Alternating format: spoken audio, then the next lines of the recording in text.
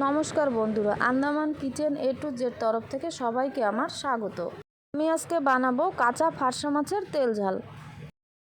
জিরা, রসুন আর লঙ্কা ভালো করে বেটে নিন।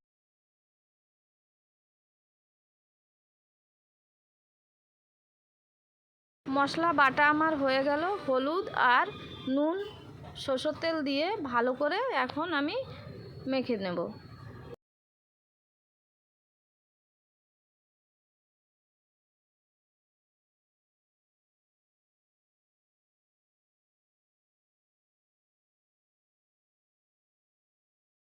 মশলা আমি ভালো করে মেখে নিলাম।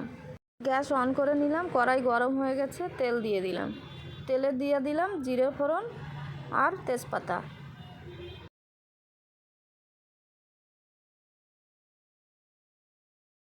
এখন দিয়ে দিলাম মেখে নেওয়া মাছগুলো।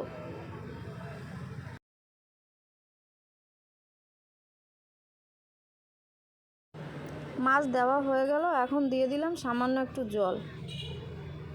প্রথমে আমি গ্যাসের ফ্লেমটা একটু বাড়িয়ে দেব। এখন আমি নেড়ে চেড়ে গ্যাসের ফ্লেমটা কম করে ঢাকা দিয়ে রেখে দেব। 5 মিনিট পর আমি ঢাকাটা খুলে নিলাম।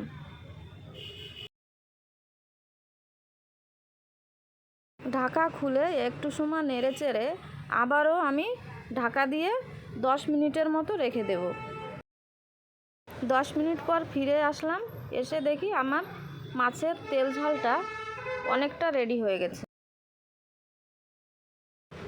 মাছের রান্নাটা ঢাকা দিয়ে দিয়ে করলে খুব ভালো হয়। আমাদের এই আন্দামানে এই ফারসা মাছটা অনেক পাওয়া যায় আর খুব টেস্টি হয়। আমি যেভাবে এই মাছের তেল ঝালটা করেছি আপনারাও একবার বানিয়ে খেয়ে দেখবেন, খুবই মজার হয় এবং টেস্টি হয়। আপনারা আমাকে কমেন্ট করে জানাবেন আমার রান্নাটা আপনাদের কেমন লাগে।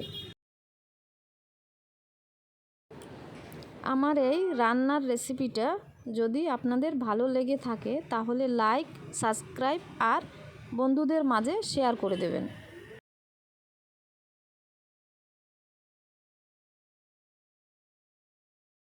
আমার মাছের ঝোলটা একদম কমপ্লিট হয়ে গেল, আমি এখন প্লেটে ঢেলে নেব। আপনারা ভালো থাকুন, সুস্থ থাকুন। আমি আবার একটা নতুন ভিডিও নিয়ে ফিরে আসব।